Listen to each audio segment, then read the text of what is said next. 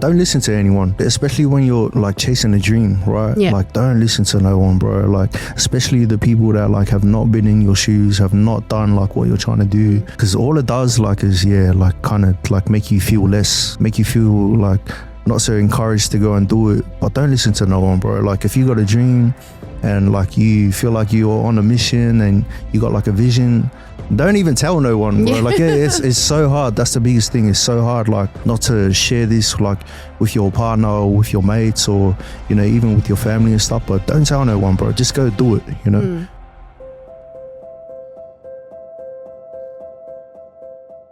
Hey everyone, welcome to the Andrea-Lusila show. And I have with me my first guest, Elijah Yole, Western Sydney artist. Welcome to the show. Yo, thank you for having me. Now, for those who are just hearing about you for the first time, how would you describe yourself? I think the word I'd use is independent, self-sufficient, you know. I like to be hands-on with everything that I do, whether it's, you know, music or production or film or, you know, and I think I got a very particular flavor. So when you listen to my music, you know exactly what I'm about. Let's take it to the beginning. Now, I believe you were born in New Zealand. Yep. Okay, now let's take us back there. What suburb did you grow up in? And what was, let's say, describe to me a typical Sunday growing up as Elijah Yole before the music. Before the music. Yeah, so I was born in Auckland. I was raised like out in Massey. But to be honest, like I moved here like before I could even really remember like too much of it, Like I think I was maybe 5 or 6 when I moved here. Yeah. I went to like Kohanga and stuff over there. I don't know if you know what that is. Yeah, what's that? Kohanga is like preschool. Okay, yeah. Yeah. So like, but like a Māori preschool. Yeah. So where they teach you like te reo and, you know, like you learn like, it's preschool, but you know, like in New Zealand pretty much. Yeah, I mean, I grew up in Australia, but I heard about that and I appreciate that in New Zealand they actually, you know, embed that in the children. The culture, the language, like you said. Sure. Yeah, no, it was mad though, because like all my uncles and like my aunties and stuff, they always used to tell me like I had the best te reo in my family. And like even my nana, she used to say like you know, I used to speak more te reo than English back then, like. Yeah, so it was pretty strong, but, you know, I moved over here and, you know, I moved into West Sydney and, wow, one day I'll pick that back up, definitely. Right. The most memories that I got is probably, like, with my cousins, going down to the bakery, like, getting a steak and cheese pie. Yeah, I heard, I hear them talking about, like, New Zealand has the best pies. They do have the best pies, okay. They definitely do. Yeah. Do you have your favorite flavor from New Zealand? Steak and cheese, always, yeah. Going to the bakery, hanging with family. What else do you slightly remember? Was there a musical influence in New Zealand? Definitely my dad. Okay, yeah. Yeah, so my dad, he used to work for like a car club. Like they used to put like speakers in cars and stuff. Okay. So always like loud music. Nice. You know? Yeah. Always loud music. Do you remember what music he was pumping on the speakers in that time? Definitely Biggie. Yep. And if it's not Biggie, then like some oldies, Yeah? Yeah, some old like country, old, I don't know, Bee Gees or, nice. You know, the classics. Yeah. Do you feel that's where the seed was planted? Yeah, 100%. With the music, yeah? Yeah, for sure. I think like even a couple of my songs, because my dad, he used to like make music as well. Yeah. And I spoke about this like years ago. He sampled like this old Isley songs and like we kind of recreated it. With West Side Flow. Yeah. Yeah, so that's like one of my dad's old songs that we kind of like revamped and. So he made the beat, like. Oh, he made like a whole song, like because he used to rap as well. Yeah, like, okay. The group. Yeah. So, oh wow, you said he was in a group. Yeah. Oh, what was? Strong Islanders. Okay. Oh, okay, nice. Yeah. Was that in New Zealand? New Zealand. Did he bring it over to Australia? Nah. By the time he came over here, he was into touring and stuff. Okay, nice. Yeah. So take us there. Strong Islanders was the group. Yeah. What was that about? How many of them? Like, was it you like hanging out, being naughty while they were having practice? Yeah, like... no. To be honest, like he was kind of doing it just as I was being born. Okay. Yeah, so I don't really remember like too much of it. My older brothers could probably tell you a lot more about that. But yeah, by the time I was born and like growing up, I think he had transitioned out of that into promoting and touring and stuff. Nice. Yeah. So you said you had older brothers. How many siblings do you have? So I got 2 older brothers and I got 3 sisters. Older, younger? I'm right in the middle, so Okay. yeah, I got both. Eh? Is it true about the middle child syndrome? Yeah, or 100%. Is it really? Yeah, of course. Okay. Okay, what's different from you and your siblings? Well, I could definitely tell you, you know, the girls get treated like the princesses, you know. I think that's just polyculture, to be honest, you know. And yeah, I'm just in there just trying to figure my own thing out, you know. Are you the only one in music? Yeah. Oh no. Okay, there it Yeah. is. Okay, so what's everyone else into? Like, they all do different stuff, you know. My little sister, she's like a little netball star, you know. Nice. Yeah, so she used to play for Tonga and New South Wales. So yeah, that's her thing. My other little sisters are like still in school. Oh yeah. Yeah, and then my older brother, he does like graphic design. Nice. I think he's trying to, at this point, he's trying to get into like, you know, there's weightlifting comps. Yeah. Stuff like that. So Nice. yeah, everyone's on different stuff, eh? I mean, that's cool. Yeah. Are you the only one that is doing something that's relating to one of your parents? Like, do you know, like, what did mom have her thing too? Yeah, mom definitely played like netball back in the day. Yep. Yeah. But she didn't take it as far as my little sister. You know, my little sister's a gun, bro. Nice. Yeah. Do you? So you said your dad helped you with the West Side Flow song. Yeah. So how did you like sit down together and put it together, or? Oh no, so like he had this song back in the day. It was called Island Flow. Yep. Yeah, and it's pretty much like the same song, like same chorus. But what I did was I took the song, like I remade the beat myself, and then like I went with a couple of my friends. They like sung on it, and you know I got Beaks to rap on it. And then I showed it to my dad. So he didn't know I was like making the song. Yeah. How did he, what was his reaction? reaction? He was emotional, man. Yeah. Because I think he wasn't expecting it, eh? Yeah. I just told him one day, I was like, yeah, Dad, I made this song. Like, put these headphones on. And I seen him listen to it. And yeah, I could see him getting emotional. I was like, oh, man, this is getting emotional.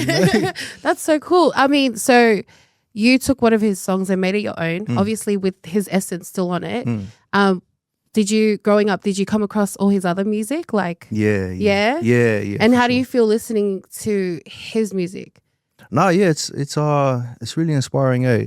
It takes me back to a time of like, growing up, like, you know, before being like an adult and stuff, you know. Yeah. Yeah, it just takes me back to a time, to be honest. Has any of his music inspired, not like more than Westflow, like other music, or do you feel like so let's say his journey through music has helped you in your journey? Yeah, I definitely think the journey, because I've always been around music because of him, and I think that, like I never knew I was gonna do music, to be honest. I never thought like I would be a rapper in a million years, you know.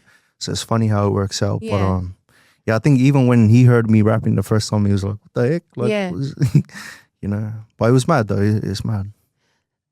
Speaking on your dad, you also mentioned that he was in the music industry promoting artists. Yep. And did you get to see him during that? When he was doing that? Did you get to meet any of the artists? Yeah, of course. So wow. When I grew up, he brought over like most of the hip hop artists to like Australia and New Zealand. Wow. Yeah, so like when I was young, I met like DMX. No way. Yeah. I'm jealous. Yeah. I'm so jealous. I got a picture. I'll send it to you. You can post it right here, you know. Yeah, I met DMX. I met like LL Cool J. I'm jealous. Casey and still JoJo. Jealous. Okay. Boyz II Men. Still jealous. Heaps of artists, eh? Wow. Okay. Yeah. Far out. And here you are just sitting humble and you got all these like, wow. Okay. And who was your favorite like meeting at the time? Like when your dad brought them over? Ooh, that's a hard one, eh? Did you get to watch the shows? Yeah, some of them. Like, was he like hiding you? Like, you're not allowed to be in here. But... Yeah, for sure. For some of them, like I had to stick by mom and we just had to stay like next to her, you know. Who did you get to watch live? Boyz II Men. Nice. More like the R&B acts. So Boyz II Men, Shaggy, Casey and JoJo. Casey and JoJo, they actually performed at my parents' wedding, eh? No way. Yeah, sung my mom down the aisle. So yeah, that's like a little cool, you know, Easter egg. Okay, no one can actually say that. Yeah. Like, I don't think I'm going to meet anyone else in this world that can say that. That's so nice. Yeah, Is that yeah. in New Zealand or in Australia? In Australia. Oh, wow. Okay. Yeah, yeah. But you can't put Well, the best artists I watched, damn,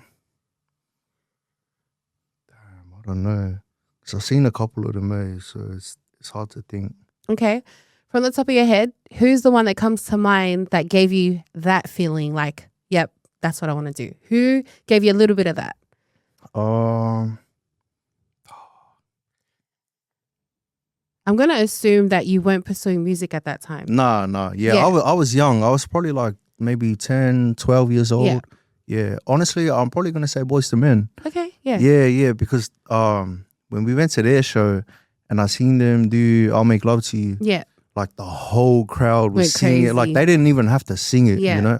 And I remember singing that and I was like, wow, bro. Like the fact Yeah. that these people make this music and it touches like these people on the other side of the world. Yeah. Yeah, it's crazy. Right. Okay. We'll give it to them.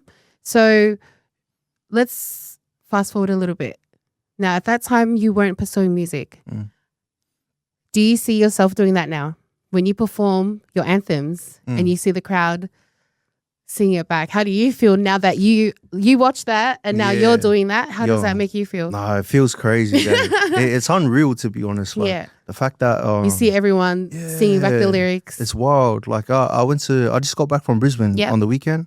And yeah, there was like a couple of the boys like in the front. Yeah. And when I did the classics, like they were singing it with their heart out. That's It was crazy. mad. That's so good. Yeah, But how funny you got to have a full circle moment. for sure. Yeah. Growing up watching that, like Boyz II Men have that impact on the crowd. Mm. And then you got to do that yourself. Now you're doing it yourself. Yeah, That's pretty cool. That's mad. Has your parents or like your dad come out to see any of your shows? Yeah, he's Yeah? definitely seen a couple of them. He was there at the first time like I ever performed, and that was at church. Mm-hmm. Yeah, so like when I started making this like music and stuff, like I started in church. Mm-hmm. Yeah, I got a mate. His name's Marvs. Shout out Marvs. And I met him in church. He was like, "Oh, like we're doing this performance for youth," and I was like, "Oh, I don't really rap or nothing." And Yeah. he's like, "Nah, like trust it, it'll be cool." So I did it, and then I think we performed at youth, and then we performed at church that Sunday, and Nice. yeah, they were definitely there at church. So. Was that rapping? Yeah. Now you said it started at church. Mm. Now before he approached you to perform, Mm. were you singing? Nah. I wasn't. Do I you was, sing? Nah. I don't. Yeah? I don't really sing. I try to, but I don't know. I still feel about like iffy about Do you singing. reckon in the near future you might? I'll definitely lean Surprise into it. us? Yeah. I guess you'll have to wait and see. Yeah. Cool. Nice. Okay, so you mentioned it started at church. So obviously you're rapping that time, obviously Christian lyrics. So I'll mention your song G.O.D. Right. When you wrote that, take us to that time and what you're feeling. I know you also included the lyrics like, you know, you don't have to like be in front of people, be in a building. Yep. You know, it was kind of, I feel like that was your own personal letter about Yeah, your yeah. spiritual journey. Sure. Yeah, take us then, like what was going on with what you were doing at the time. Yeah. Well, I grew up in church. I was going to church heavily, but I think when I started pursuing music and I started like doing other things, I kind of like wavered away from church. Mm-hmm. But my faith was always still strong, like in Christ and my journey in Christ. So I feel like I made that song based about like, you know, even though I'm not in church every Sunday, like, you know, it doesn't really matter about like being in church. It matters more about like your personal relationship with God. Mm-hmm. And I feel like I just wanted to touch on that, to be honest, you know? Did you feel the pressure of that? Like you were doing your music and like, you know, your family or friends who were still like going to church every Sunday. Did you feel some kind of pressure? Like, and it was just hard to explain to them, like, you know what I mean? Yeah. So- A little bit, yeah. I feel like no one really said anything that kind of triggered it, like to make me feel like, oh, you should be going to church. But I feel like I just kind of felt that within myself, you know. Yeah. All of my friends, all of my family are still going to church, and I'm here, like, you know, doing shows on Saturday night and not waking up early enough for Sunday morning, you know. And Yeah. I feel like I just wanted to speak on it because I feel like, being an artist is like a very, like a artist that's like also, you know, in Christ. Yeah. Yes, it's hard to like sort of maneuver those two things, you know. But yeah. No, I get that because it's like you want to do good, but you feel a certain way, and you want to say things, but then you don't want to like. Yeah. So you're kind of trying to express yourself, but then sometimes there's no other way to say it but just to say it like raw and blunt, like. Yeah. But then you're like, sorry, God. yeah, for sure. Nah, yeah. Okay, so saying that, you know, we're on spirituality right now. You got baptized last year. Yeah, I did. Congrats. No, thank you. You know, take us there. Take us on the journey and what led up to that moment. So I've been baptized before. I was baptized in 2010 with my family and everything. But at that time, I wasn't really like I think I just got baptized because like our family was getting baptized. You know, I didn't really have my own journey with God, and I wasn't really like sure about what I was doing and stuff like that. But I think in this last like couple of years. And especially, like last year, I think the biggest thing was change. So like a lot of stuff was changing around me. And my faith in Christ was like at an all-time high at this point. And I had no like intention of getting baptized, to be honest. My missus, she wanted to get baptized and she was talking to me about it. And like for weeks, she had been talking to me about it, like how excited she is and stuff. And one night we were on the phone and she was like, yeah, like, would you get baptized again? And I was kind of like, what the heck? Like, I already been baptized. I was like, I'm good. I don't need to get baptized. And then it kind of went on like that for a little bit. And then a couple of days later, I don't know, I just had this realization. I was like, bro, like everything is changing in my life. I feel like I'm stepping into this new place. And I feel like this is something that is kind of a part of like my change. You know, and I made the decision like on the spot. I was like, I called on my missus. I was like, yeah, you know what? Like, I like what you said, and I'm thinking about getting baptized now. And and we went and did it. Like, nice. I think like 2 weeks after that. Yeah. And you know, obviously, you know, being Christian, we understand like it's not an easy path. Do you feel like things like you're more challenged now? Yeah, it's definitely a lot harder, right? It's funny because like you do those things thinking like, oh, okay, life is going to get easier. Gonna be good. And it does the exact opposite, Yeah, it's crazy. Do you feel that, how do you feel being baptized last year has influenced your music? How do you feel like it's influenced your music since? I feel like what I'm creating is coming from more of like a pure place, if that makes sense. So rather than just like, because one thing I used to do as an artist is like I jump in the studio, like they'll chuck on a beat and I'll just write like everything that's coming to my head like straight away. And I definitely still do that, but with the thought in mind that like, like I'm also trying to like push like a narrative, you know. I'm trying to push like what I'm, you know, what I'm about as a person. So like you said, so do you feel a difference now from before? And I do understand, like, you know, you making the decision for yourself to be baptized, as, you know, before, like you said, it was a family decision. But, you know, last year you made that decision for yourself. And I guess that's more of a, how do I say it? That's more of a, this is who I am. Yeah, for sure. It was more like an announcement to yourself, to the world, you know, I'm a Christian, this is my God. And, you know, do you feel that kind of gives like a silent confidence? Yeah, for sure. You know what I mean? Yeah, like it's one that I didn't really expect. It kind of like came like a little bit later, like after, you know, I got baptized and everything. But yeah, I definitely felt that. Yeah, that quiet confidence. Yeah. It's like a humble confidence. Yeah, for sure. That, you know, you're allowing him to take reign and to lead you. Yeah. And I guess it doesn't stress you out as much. Yeah, for sure. Yeah, because you're like, oh, what do I do? Yeah, do I do this or do that? Do you kind of feel that way? Yeah, 100%. I think for me, it's more like leaning on God now. Yeah. Whereas before, I would try and figure everything out myself. Yeah. Yeah, taking the time to just lean on God, you know, pray on things that I would try and take control over and just like leaving it to God. Nice. Yeah.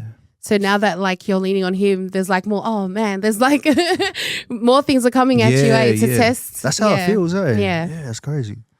Now, you were mentioning like, you know, when you get into the studio and you just write whatever comes to you. And you're saying like you feel now you're kind of like narrating like you're creating and narrating something. For sure. Mentioning that your songs, is it Mia? Yeah, Maria's story. And Mia's the No Story? Yeah. Now, I know I was reading the comments too. There's people that are waiting for like the next chapter. What happened? Now, you're really good at like storytelling, like in your writing. And have you ever thought of writing like movies or series or something like that? 100%. Because your music does that. Yeah. And not many people can like paint a picture or tell a story with their lyrics.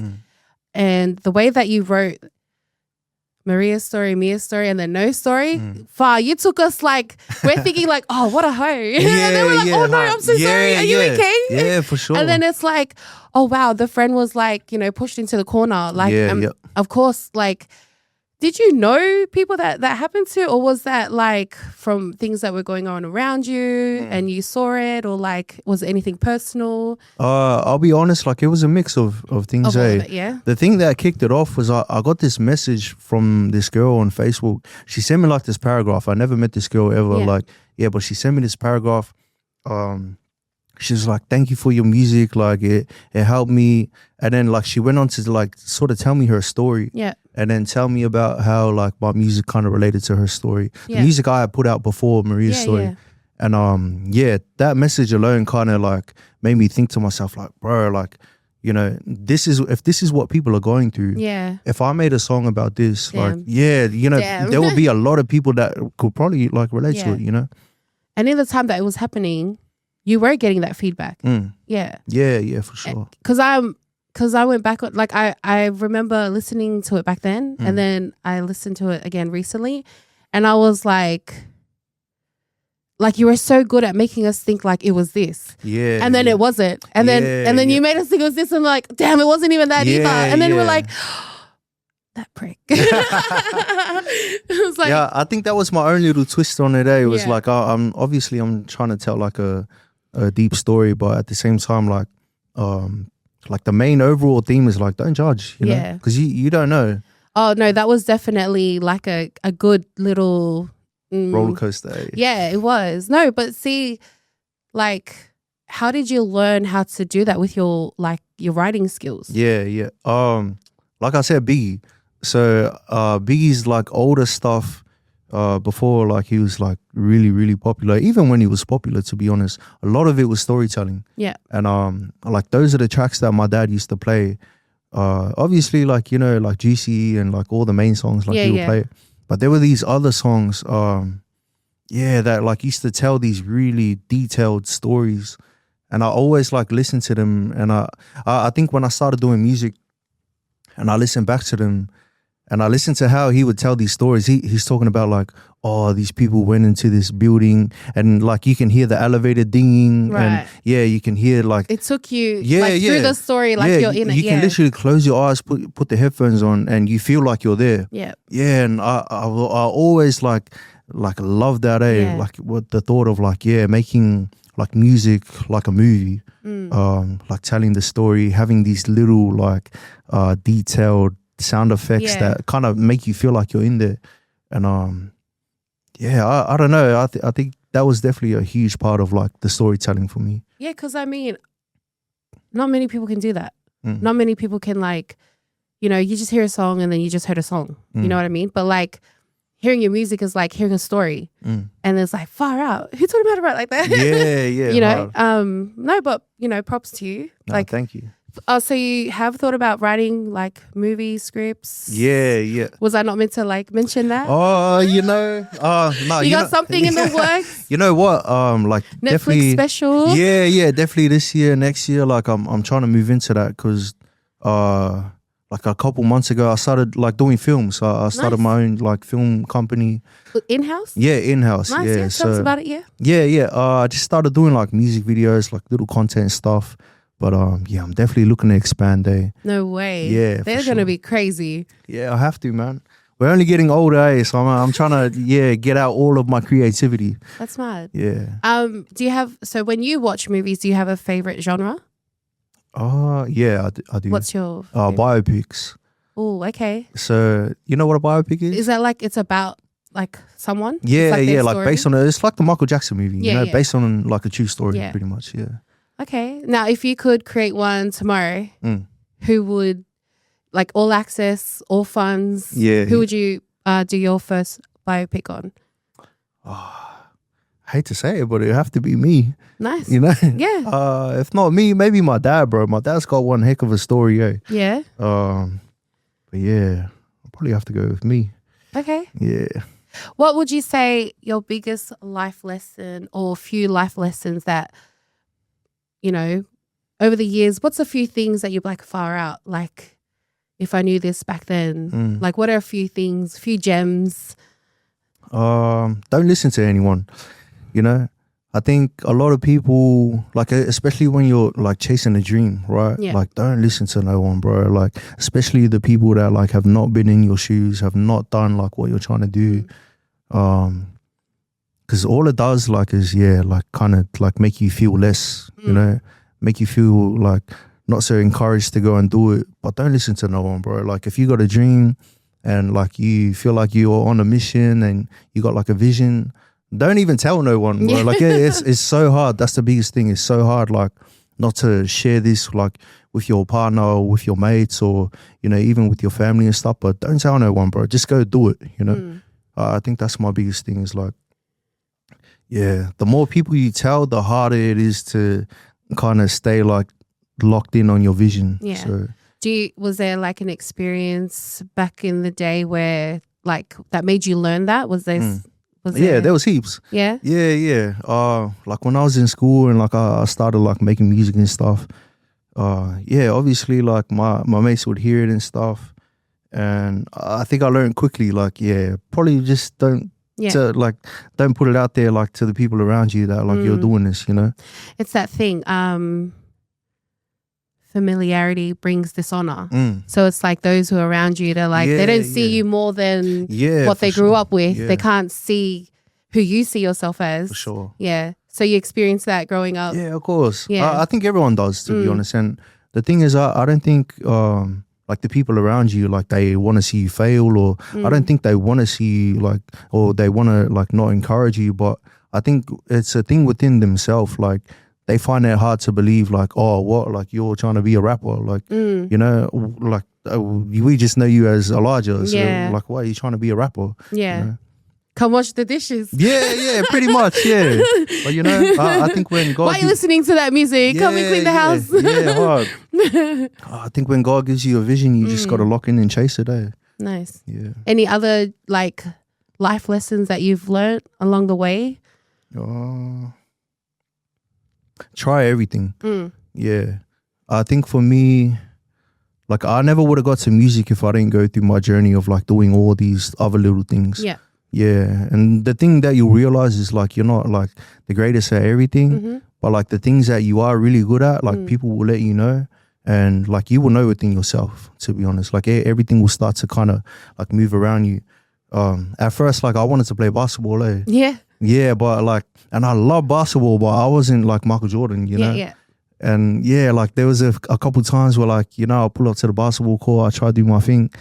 And like I'm like showed up, you know, by guys that are way better than me. And I realized quickly, like, all right, that's not for me, you know? Yeah. I can jump on the court, have a play around, you know, do my thing, but I'm not going to be the next, you know, LeBron James, you know? Yeah. Okay. But try everything. Saying try everything, you also took a trip to the UK.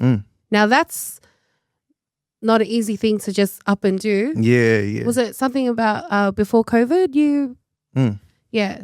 Tell us about that journey going to UK. Yeah. So I went over for a holiday, family holiday, and I got like some family over there. And at the end of the trip, my auntie that lives over there, she was like moving away. She was like working in like the Caribbean in Anguilla, I think. And like she had the house like for, I think she was gonna like rent it out to like people or whatever. But she was she asked me and my older brother, she was like, if you guys like want to stay here and like look after the house, like you're welcome to, like you won't have to pay like rent or nothing. Like he's just like figure out how to like survive. Yeah, figure out like food for yourself and I'll Survivor Europe edition. Yeah, for sure. Yeah, me and my brother, like the next couple of days we were like thinking about it. And then I think I told him, I was like, you know what, fuck it. Like I'm keen, like let's just do it. Yeah. Like we don't know like when this opportunity is ever gonna come back around. So yeah. It's not every day like you get offered to live on the other side of the world. So yeah, we were just like, hey, might as well see what happens, eh? Yeah. Yeah. Do you feel that journey on the other side of the world help also build parts of who you are today? 100%. What do you feel that you learnt from over there that you don't think you would have learnt if you stayed? I think a lot of like the independency stuff, eh? Mm-hmm. Yeah, so it was my first time like living away from, family and friends. Comfort zone. Yeah, for sure. It got very uncomfortable there. Mm. Yeah. It was lucky that I had like my older brother there. To kind of like, keep me grounded and, keep me doing my thing. But yeah, it was mad uncomfortable, eh? Yeah. While you were there, you did a bit of music? You did a bit of performing? Was it performing? Yeah. Or you linked up with was it? Platform, yeah. It was called Link Up TV. Yeah. So, I think over there I only released like maybe 3 or 4 songs in like the 3 years I was there. Yeah. Yeah, so I wasn't really like focused on music while I was there. I was definitely like still making music, but I found it hard to like release and stuff. I think because I was just like, focused on trying to, survive over there. Right. Okay, so let's call it character building. Yeah, for sure. Yeah, 100%. Is that, so the reason why you were there for so long, is it because of COVID? Like most of it, yeah. Like I was there for the first year and a half I was there. It was like straight lockdown, eh? It was like brutal lockdown. Yeah. I think when you guys came out of lockdown here, like we were still in like heavy lockdown. No way, yeah. It was like Macca's and stuff wasn't even open, Yeah. Yeah, so. Would you ever go back? Yeah, definitely. Yeah. To live though, I don't know, man. Nah? We got it pretty good over here. Okay. I tell everyone that. The Yeah. food here, the sunshine, like, we got it good here. So it's really like the movies, really like cold and dark and rainy. Yeah. Okay. It's nice in summer, but Yeah. that summer is only like a month or 2, eh? So Right. other than that, it's, you got 4 layers on and you're still cold. So do you feel like it made you appreciate Australia? 100%. Yeah. Yeah. So would you continue staying here, or is there another country that you'd check out for a few years, or that was enough? Nah, you know what? I definitely still want to like live in America for a bit, though. Yeah. Yeah, I think that was always like my number one place. Have you been? Yeah. Okay. Whereabouts did you travel? We went to LA, San Francisco, and Vegas. What was your favorite state or place while you were there? And what did you do that was like your favorite part? Yeah, definitely. Like Vegas is like mad. Is it really crazy? Yeah, it Okay. is. Vegas is a trip, bro. I don't know. I have to say Vegas or LA, to be honest. Yeah. I heard the food's crazy there too. What was your favorite like dish over there in America? What do I say? I love In-N-Out, to be honest. Okay. Just I heard because it's of like a takeaway. Yeah. Just because it's like so convenient, to be honest. Yeah.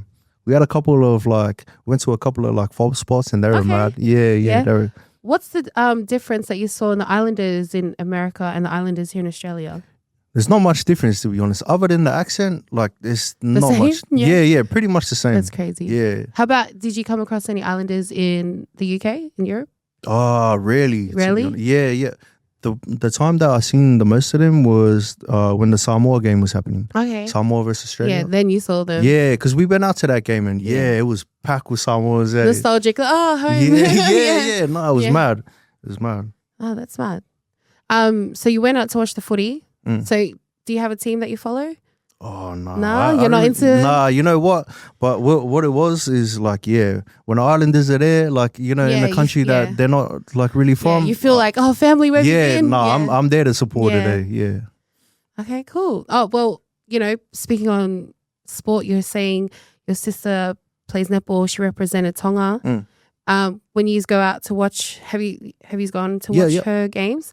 Is there a big support, like people in their flags and colours? It's crazy. Yeah. Not only flags, they're in costumes. Like, no way. Yeah, man. What's it's the wild. funniest costume that you've... You know what? There was this one. I don't even know what it was, to be honest. It was like a mix of like a bear and like a gorilla. But like, yeah, it was like this massive freaking red, like, I don't know, red furry bear? freaking, yeah, I don't Like even they know. just made it themselves? Yeah, or- yeah. Walking around with a horn. No yeah, way. it was crazy. Were they like getting the crowd going? Yeah, they definitely do. They show heaps of support. That's mad for the netball games. Yeah. I feel like, it's hard to get everyone out to support like the women in sport, but Yeah, that's nice to hear that, they're supporting the girls in netball and that. It was mad. Now, Tonga team, obviously you're half Māori, half Tongan. Mm. Have you been to Tonga? Yeah. Okay. How? Yeah. So I'll tell you the story of like how I moved back to Australia, right? So my sister was playing in Tonga. Yep. Yeah, and it was like a big thing. They had like a big parade. How old were you at this time? Would have been 22. Okay. I think 23. You were living in Tonga or? No. So this is when I was living in the UK. Okay. Yeah, and so she had this like parade, like played a couple games in Tonga. My family like wanted us to come back for it. Yeah, so we flew back over. It was only meant to be like maybe a 2 or 3 week like little holiday. Yeah. But yeah, and then I just ended up staying here. Like yeah. How long were you there for? In Tonga? Yeah. I think a week and a half. Okay. Yeah. What's Tonga like? I haven't been. Have you been to any of like other islands? Like I've been to Samoa, but like when I was a kid. Yeah, I think it's exactly the same, to be Okay. honest. Yeah. I think all the islands are like, they have the same similar vibe, It's like beautiful, but it's like humid and Yeah. it's sticky. Yeah. And like, yeah, the locals are fresh as, What did you enjoy about Tonga? I think like, because one thing we did one day was like we drove around and like visited all of like the oldies houses. Family. Like where they used to Nice. live and where they used to grow up and stuff. And it's crazy to think like, my great grandma used to live in this house, bro, and it's like a little shack, Yeah.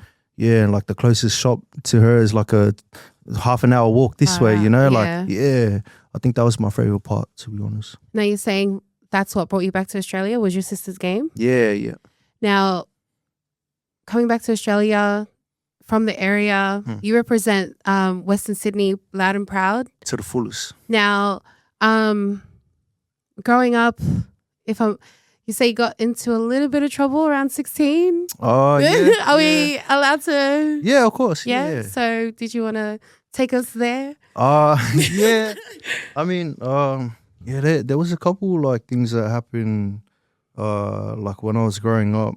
I think the one you're talking about is like when I was like, I had gotten arrested and I was going to court and they were gonna throw me in GV and all of this stuff, So Do you feel, was it like in that time, was it like influence of what was around you, or was it something, do you feel that was you were going through, or? To me, like it's always been personal way. I'm like one of those like islanders, and I'm sure most islanders are like this, They got this like temperament thing, It's like on a bad day, one wrong little thing can tip you over the edge, and like now you're uncontrollable, and no one can do anything about it. They just have to let you. Yeah. So I'm one of those kids, unfortunately. I had like an issue with a bus driver, and I think I was like 15 or 16, and to be honest, like this incident like changed my whole life, to be honest, because. Had you had to go to Blacktown PCYC? Yeah. And that helped. Yeah. So that was crazy. Like the fact that God like, had me in that situation and kind of pulled me out of it through like doing music and stuff. Because even that is it's such a long story. Yeah. Go on. I could definitely get into it. So the thing happened with the bus driver. I got into an altercation.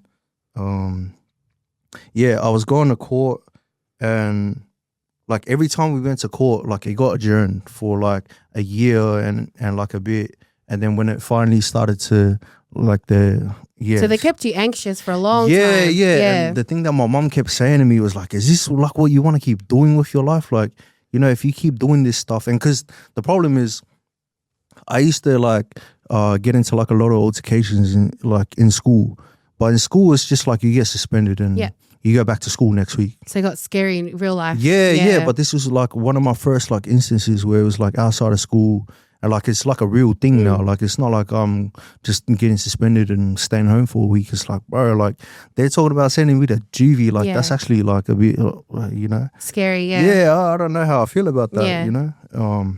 So you feel God gave you time to think about it? Yeah, for sure. Yeah, and I think the way that my situation ended up happening was like, it was a blessing. Yeah. So what happened was, I was going to court. My mom had found like this loophole where it was like, if the bus driver agrees to like meet up with me in like a setting which ended up being PCYC, with like cops there and like the PCYC staff, and like we can sit down and come to a resolution there. Nice. Yeah, so all I had to do was that, and the bus driver just had to agree with it, and he did. So we did that at Blacktown PCYC, and I got to, tell him I was sorry and, apologize like for what I had done. And I don't think many kids get that. I think it was like a really, really like specific situation. And so after that, I think I got like 200 hours community service, and that was pretty much it. Yeah. So. But that's all it took. Pretty that's much. All it took. So. Sorry, God, again. For sure. And even that, like about my community service, I was like, so I was doing like the food bank, like handing out food to like, the less fortunate and stuff. And then there was a guy there that was DJing. Mm-hmm. His name was Philly. Shout out Uncle Philly. And he got me involved with like this rap group that was starting, that he was a part of. The guy that was bringing the food in, like he was like, trying to build this group that would go into schools and like rap and do workshops and teach kids. Timing. Yeah, man. Like when I think back to it, it's actually crazy. So he got me a part of that. I went from doing the food bank stuff to like making beats and like recording the songs for like this group and stuff. And I would go in and do the workshops as well, like teaching kids how to make beats. And my hours went from like doing the food bank to like doing this. So like now it's like every time I'm with this group, like that's like a couple hours off my community service hours, That's crazy. Yeah. That's like, it's so unheard of, eh? Yeah. Like that's unheard of. Yeah. What's your take on the stereotype, that's thrown our way? I mean, but I do find it sad that like you're just saying, your grandma had to walk how far just to get like, something from the shop. Yeah. Imagine what our ancestors had to do to come to Australia.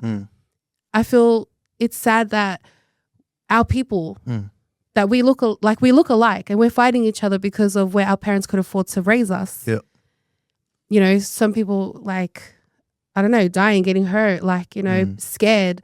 But I just find it sad that that's like some choices, like that's not what everyone's doing. Yeah. I just find it like, why do we feel like that's all that we can do? When there's things out there that, obviously I have a teen as well.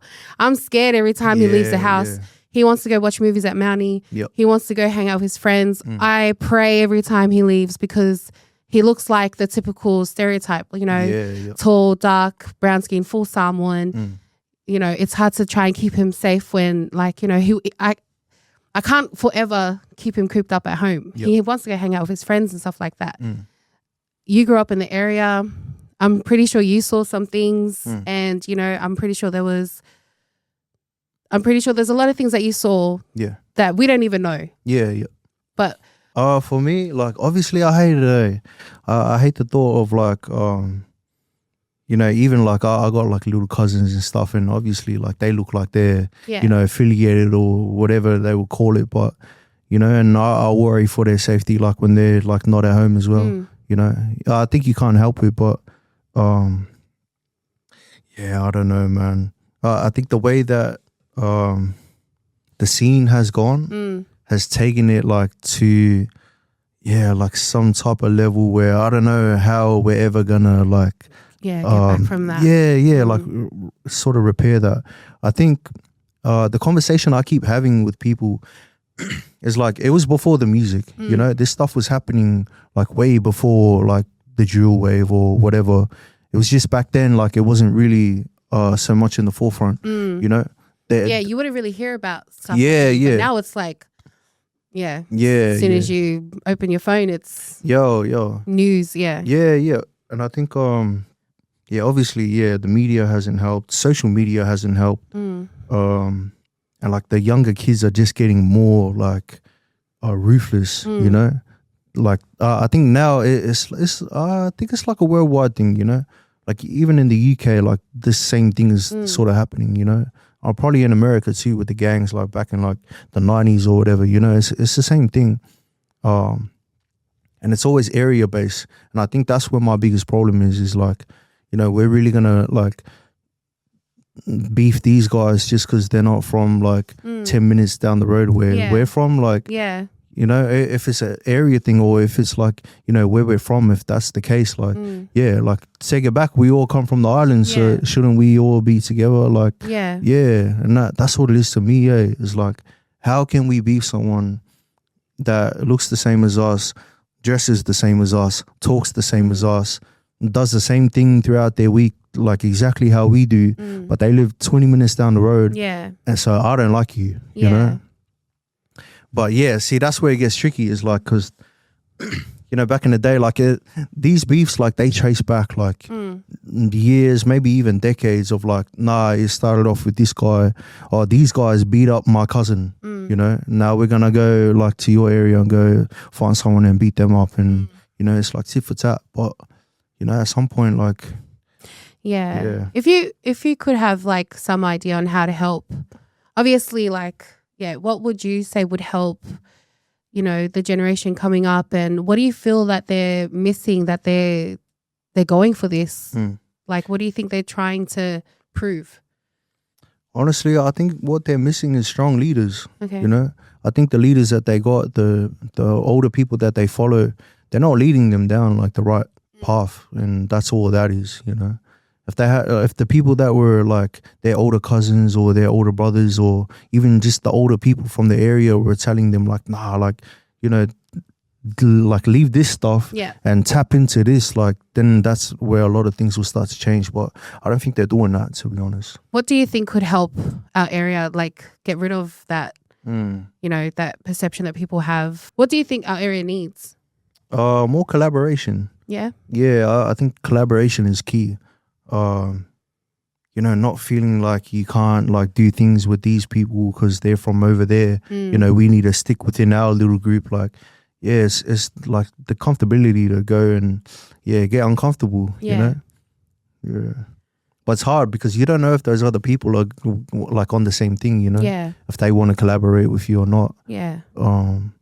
That's definitely one thing that I learned like from my own experience, because I've collabed with like a lot of people from a lot of different areas, and I don't have like any issues with any of them, and none of them have any issues with me, you know. And I think that I found like, you know, my own little way of navigating, like, you know, being from this area, collabing with those guys from that area, but they don't like the guys in my area, but I'm cool with the guys in my, you know, like, so I think it's just collabing there. What do you feel helped you growing up, that, like, you know, you had access to Blacktown PCYC? What were other, you know, events or places that you went to that helped you, you know, stay with the music and not really go into the streets in that way? The biggest one was Street Uni. Street University in Mount Druitt and Liverpool. Like I've been like in Street Uni since I was young, so like most of the people that are like there, like the staff that have been around, like they all know me. They've all seen me come up and do my thing and like go from like a youngin to like where I'm at, and they're all like super proud whenever I see them. So Street Uni and Bisa. So Bisa is in Blacktown. It's just down the road from PCYC, and it's like a what do you call it? Like community, like youth center.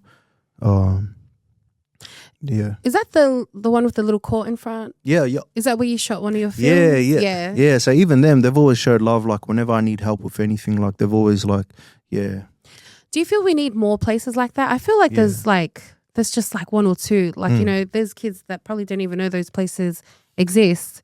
So you reckon more places like that, they helped? Yeah. I think the government, bro, they need to start funding places like that properly. I went to Bisa, I think at the end of last year, And yeah, I think they're looking at shutting down just because of like the lack of funding. And to me, it's like, bro, like, Yeah, you it know, if could they help want to, kids. yeah, Yeah. if they want to keep the kids out of the streets, like, you Yeah. know, why don't they put their money into it? Yeah. Yeah. What's your take on, like, do you feel music does have a big influence on the kids coming up? I think it's got the biggest influence, Yeah. to be honest. Like, especially in the area, especially with like our, like, you know, Pacific and like indigenous like youth and stuff. It's got the biggest impact. Yeah.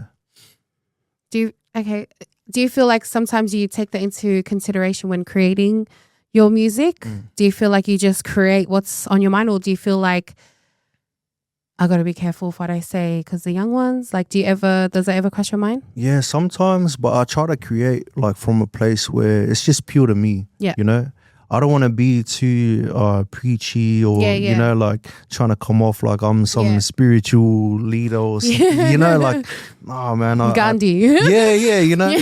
I just want to like speak from my own experience. Like if you relate to it, like, thank you. If you don't, thank you, you know, like, yeah, I just try and speak my truth.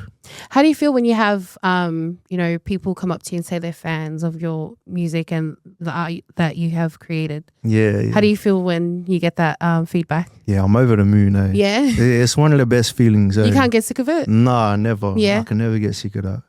You know, it's a blessing, to be honest. Like when I think about it, it's like, bro, like, you know, the fact that I've actually like created music, put it out into the world, and people have resonated with it enough to come to my show and tell me that, you know, is like, yeah, it's out of this world. Did you ever think that you'd have that kind of impact? Nah. Yeah? Never ever. Oh, one like fan story that I had was like I went to Melbourne, I think in 2024. Okay, so what's it? Yeah, 2 Yeah, years ago? 2 years ago. Yeah. And this guy came up to me and he had my name tatted on his arm, eh? Yeah. And I was like, what the heck? It was like, yeah, bro. I full named my son after you. No way. Yeah, bro. I was like, like what with the yo? Or just Nah, just, yeah. That would have been a bit crazy. Yeah. It was like, yeah, bro, like, I messaged you years ago and I told you I was going to name my son after you. I told you like your song saved my life, bro. Which song? I think it was Miss Calls. Okay, yeah. Yeah. And he was like telling me all of this and I was like, bro, what the heck? Yeah. Yeah, this shit's actually crazy. Speaking of missed calls, that's deep. That is deep. And the fact that that's also risky too, but you released it, you wrote it. Are you all right with taking us to like what you were going through in that time that made you create that song? The thing is, like, you never know what anyone is going through, eh? Yeah. Like, on the outside, everyone can look like pretty normal and like, you know, but on the inside, it's like a whole nother story. I think especially when it comes to like the people that are close to you, everyone that's around you, like the people that you really love, you got to check in on them, you know? And like most of the time, like everyone is going to say, nah, I'm fine, especially in our community. And I think that's the biggest thing is like, we find it hard to speak to other people about what we're really going through because we're afraid of like what they might think or they might say. Because most of the time, like when you're younger and you do that, like the like thing that you get is like, nah, like you're sweet. Yeah. Like you're all good. Like stop being cheeky. Yeah. What keep are you it to talking yourself. about? Like, like stop watching that stuff on TV. Yeah, hard. That's what it's about, eh? And it's not until like something like big happens that you start to realize like, oh shit, like, you know, like we actually got to be careful. Yeah. Check in. Yeah, for sure. Yeah. What would you say is your favorite song that you've written that you felt like, man, did I just write that? Like, is there a song that's done that for you? You know what? It's this one that I'm about to release. Okay. It's called For My Family. I put up like a post about it last week. Yeah. And by the time this comes out, it'll probably be out. So go check it out. I heard a bit of it like on your post, and I think that's going to be another anthem. Thank you. Yeah. Like how does that song make you feel? So when I made the song and I put up a post about this like the other day, like Fool made me cry, eh? Yeah. Like I was in the studio, I found this beat, I started writing the song and I was like singing it back to myself. And yeah, I full started getting emotional and I started crying. I filmed myself because I was like, bro, what the heck? Like this has never happened, you know? And yeah, so that's probably like one of my favorite songs that I've ever done. What is it about that song that made you break down? I think I was like literally thinking about all of my family while I was writing this song, and how like everything that I've done in my life, like coming to this point has been like with my family support. Yeah. You know, I have a very, very like solid like support team around me. That's so good. Yeah. Yeah, yeah. And I think even when you listen to my music, like you could probably hear that. You can hear that like, you know, I have a lot of like people around me that I know really love me. Yeah. They want to see me succeed and they want to support me, and you know, they'll do anything they That's can a blessing. for me. Yeah. Yeah, for sure. But yeah, definitely this new one. Now you're saying this new song, you know, do you feel like it just made you pause and just appreciate and look around and just be grateful for everything where, you know, like you said, everything that's led up to now? Do you feel like you'll be the same person if you didn't have that support system around you? Definitely not. Where do you think do you think you'd be doing music? Yeah, probably doing music, but maybe like the whole other way, you know, talking about the whole other, like something else. For example?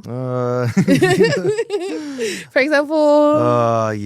Maybe stuff that's not so positive, you know. Right. Okay. So you feel that having that support system had a great influence in keeping you in the straight and narrow. 100%. Okay. So do you find yourself coming across people like, you know, trying to pursue things and you see that they don't have a support system?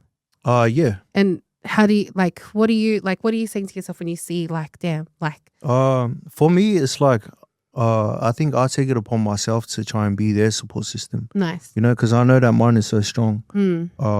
So I know how to be there for people that, I feel like sort of lack that, that essence. Nice. Yeah. So this new song is a part of the EP, the new EP? This one will come out like probably on a project like maybe later in the year. But okay. Yeah. So speaking of your EP, you've come, you know, at the start of this year strong. You've got Pressure. You've got, is it Recycle? Yeah, Recycling, So those are the songs on the EP. Yeah. Want to tell us more about what's made you like, you know what, this is it?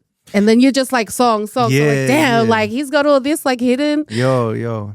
I just think it was timing, eh? Yeah. I felt like I had a lot of songs and I still got a lot of tracks that like they're ready to go. Yeah. You know? So I'm just thinking to myself like why am I sitting here like sitting on these songs?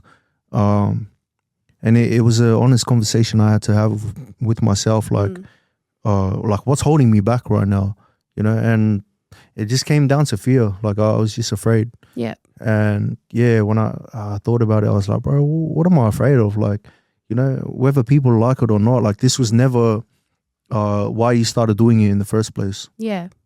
The reason why I started doing this was because I love this. You know, I love making music. I love releasing this. I love like making the visuals for this. I love like, you know, putting this out to the world and, you know, and I think it was J. Cole. J. Cole is like my biggest influence, eh? Yeah. And there was this one thing that he said, you know, the hardest thing is to like put something out and not look at the reaction from the world.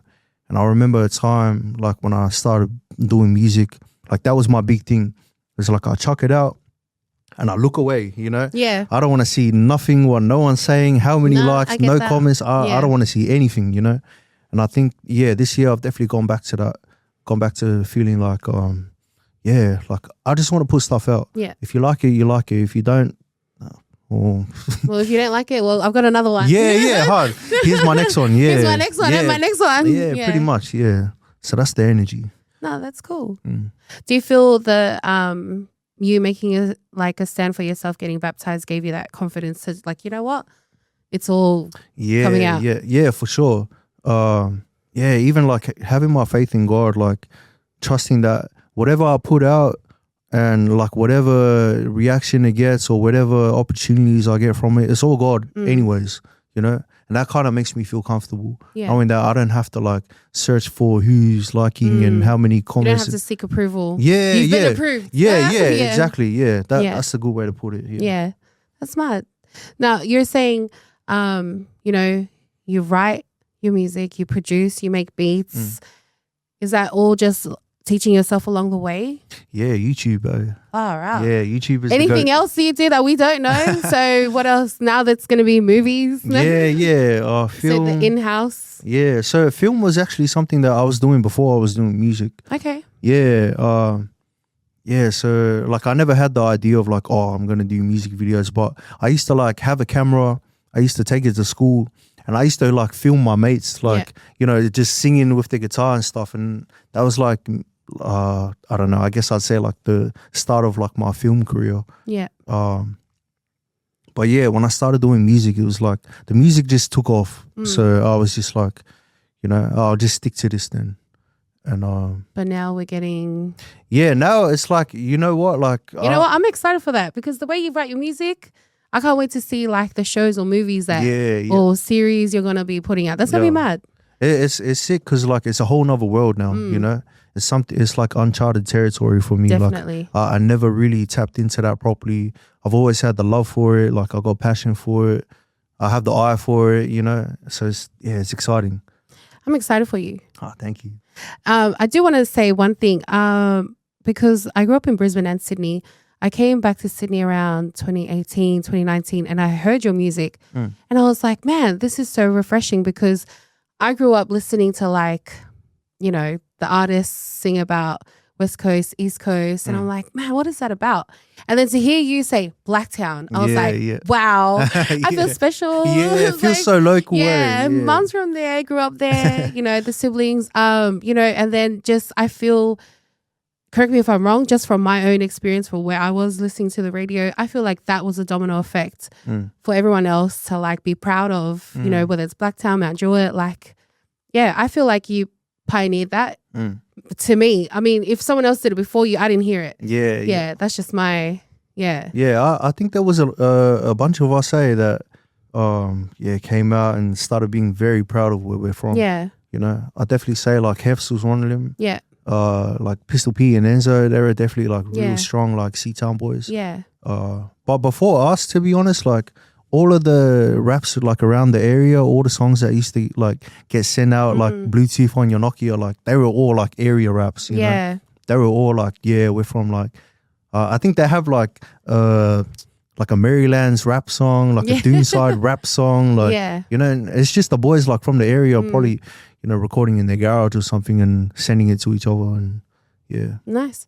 You're mentioning Pistol Pete, and so obviously you're showing that there's no area code beef with you and the boys from C-Town. You did the song together, West Coast Party. That's an anthem. Thank you. How do you feel that your music has become like area anthems? Like that's crazy. Like I love it, to be honest, but how do you feel like creating that? Yeah, it's still unreal to me, Like when I think about those songs, like I don't really sit there and think like, oh, this is like an area anthem, until people say it to me, Or do you go places and they're just playing it like? So sometimes, yeah, definitely. But the funniest thing is like I'll pull up to places and they'll know like it's me, and then they'll start playing the song, and then I'm sitting there uncomfortably like eating my chicken. Like, oh no way! At restaurants and that far. That's crazy. Yeah, it's funny. That's funny, but that's I guess acknowledgement. Yeah, they're just showing love. Yeah, that's I funny. appreciate it. Also, there was a song floating online with you and I don't know to call it 1-4 or if it's just 1-4 members. Was it YP and Lex? Is it? I'm not sure if it was like chasing the bag or if it was called Bag. Yeah. I think it was called In My Bag or Chinese Whispers online. Yeah. I was like, can't even remember to be honest. So how did that song come about? Is that your only song with some of the boys? Yeah. Okay. So I made that song like just in my house, like I made that song myself, and then I sent it out to them. Yeah. So I sent it out to them. We had like spoken before, because even like back to the film thing, like I had shot like a couple of their music videos. Oh, nice. Back in the day, yeah. Their first 2 videos. Which was it? It was Don't Want It and I can't think of the second one. If you go on their YouTube, like it's their first 2 videos. Yeah.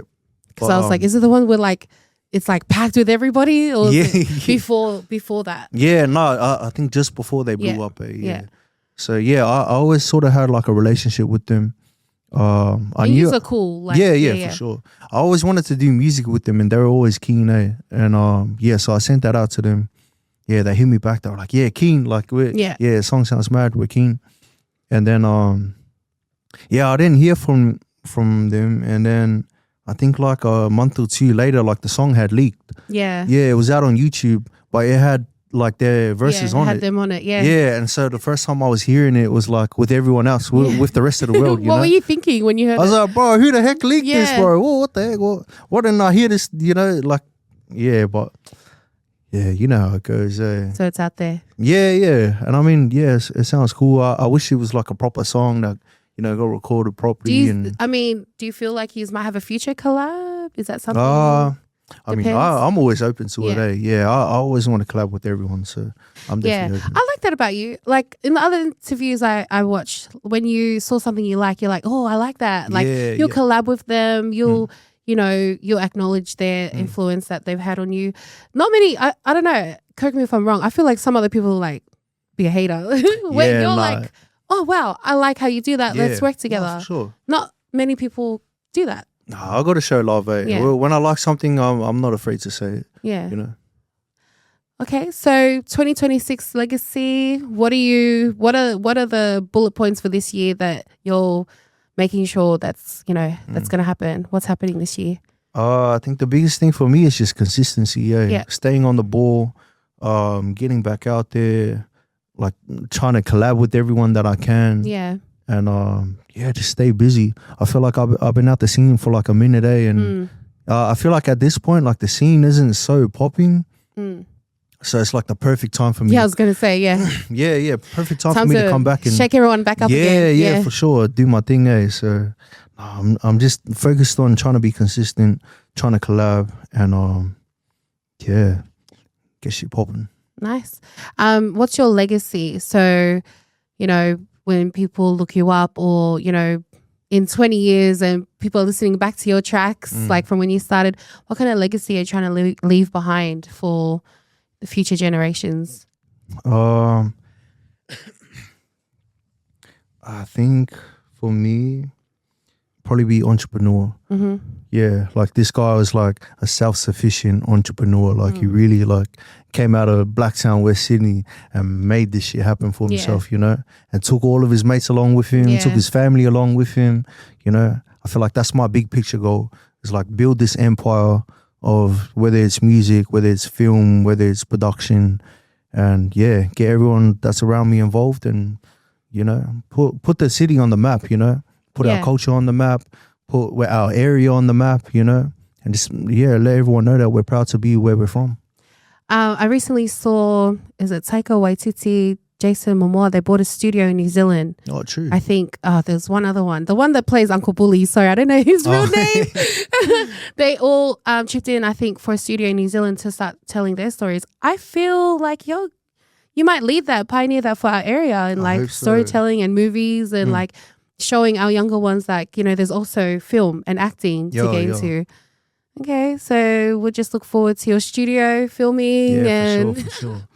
Well, Elijah, I so appreciate you coming onto the show and your time. Thank you for having me. Please come back on, next time. Hey, you give me the call, I'm here. No worries. Thank you. I appreciate you coming on. Thank you so much. All right, just before we finish up, like I said, this is just from me and my understanding and growing up as well. Like, I appreciate your music.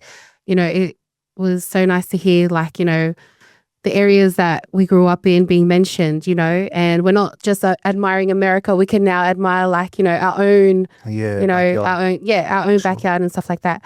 And also you being a storyteller, orator and stuff like that. So in the Samoan culture, I don't know if I'm allowed to do this, but I'm going to do it anyway. The red ula fala is for like the high chiefs and, honorable guests and stuff like that. For me and my show, and being my first guest on the podcast, I'm giving you a little gift. Oh, no. To pioneer, like, to show that, for me, you've pioneered, like, our area. So it's a gold one. Oh, snap. So Andrea-Lusila show has gold ones. Just to acknowledge, what you've done for the area, for our young ones, And, you know, you got to take them into movies as well as music. So this is just a little gift of acknowledgement. Thank you so much. So appreciation. Keep doing what you've been doing. Thank you.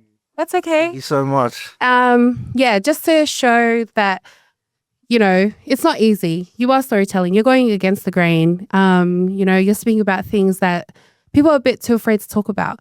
So this is the show's gift to you. I appreciate Keep going with it. And yeah, excited to see, you know, all the music and the work, movies, shows. And, you know, I'm pretty sure I'm seeing like, you know, workshops for the young ones. You know, I'm seeing that. So all the best. And that's just a thank you for the work that you've been doing. Thank you so much. I appreciate it heaps. No, that's okay. Oh, but yeah. snap.